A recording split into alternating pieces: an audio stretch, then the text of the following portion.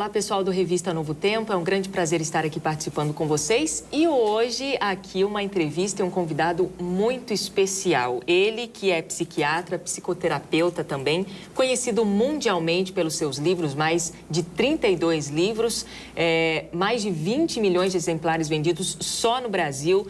Os seus livros são traduzidos para mais de 60 países e eu estou aqui com o doutor Augusto Cury. Seja bem-vindo, doutor. É um privilégio estar aqui falando sobre a mente humana, um mundo mais complexo e também complicado. Quando nós não temos problemas, nós os criamos. É verdade. Agora, doutor, para a gente começar, o que te fez virar um escritor? O que te incentivou? Como é que você começou a escrever livros? Quando eu estava na faculdade de medicina, eu passei por uma dor emocional intensa.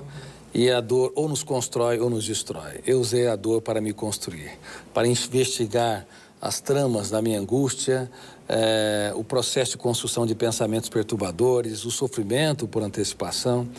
E isso foi o início da minha construção teórica sobre o funcionamento da mente, sobre o eu como autor da história, os papéis consciente e inconsciente da memória. Eu comecei a escrever dezenas de páginas, que se tornaram centenas de páginas. Depois de 3 décadas, havia mais de 3.000 páginas, das quais ainda 2.000 permanecem inéditas.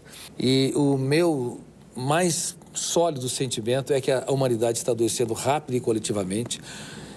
E a educação mundial, embora formada por professores notáveis, ela está doente, formando pessoas doentes, para uma sociedade doente. Sim, e é justamente isso que eu vou perguntar agora, porque ao longo de mais de 30 anos você estuda a mente e o comportamento humano, tenta ajudar as pessoas que há décadas estão ficando mais doentes. A gente percebe isso, é evidente na nossa sociedade atual.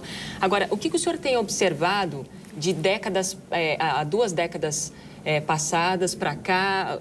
Tem um progresso, há um regresso? Como é que o senhor analisa isso? Eu tive o privilégio de descobrir 2 síndromes na psicologia e a infelicidade de saber que grande parte da população mundial é acometida por ela.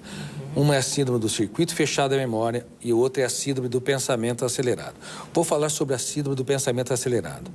Nas décadas passadas, o pensamento tinha uma velocidade. Vou usar uma metáfora aqui. Imagine o meu dedo. Ele tem uma circulação, uma movimentação. As pessoas pensavam, se preocupavam, ruminavam o passado. Mas, na atualidade, nós aumentamos tanto os índices de informação. No passado duplicava-se a cada 200 anos, hoje duplica-se a cada 1 ano. Que nós excitamos, abarrotamos a memória de dados e excitamos a construção de pensamentos numa velocidade nunca antes vista. Uma criança de 7 anos de idade, pasmem, tem mais informação do que o imperador romano tinha no auge de Roma. E provavelmente mais do que Sócrates, Platão, Aristóteles, Pitágoras, no passado. Informações entulhadas não como conhecimento e conhecimento não trabalhados como experiência, informações estéreis. Por isso que as crianças não estão mais com esse movimento dos pensamentos, elas estão assim. Elas perderam os parâmetros.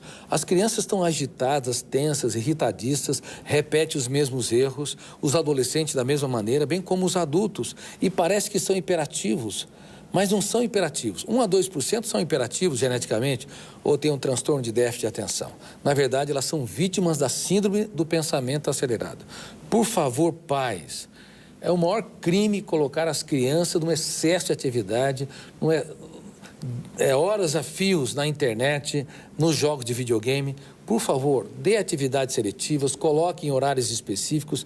Caso contrário, essas crianças que parecem gênios, que dão respostas tão rápidas, elas estão desenvolvendo um alto nível de ansiedade que vai comprometer o prazer de viver, a criatividade, a estabilidade, a profundidade emocional. Isso vai gerar sintomas psicossomáticos e sintomas psíquicos, como intolerância, dificuldade de lidar com frustração, com desafios e assim por diante. Ok, você analisa muitas mentes e uma das mentes analisadas também foi a de Jesus Cristo. Inclusive você tem algo escrito sobre isso que é em sua coleção Análise da Inteligência de Cristo.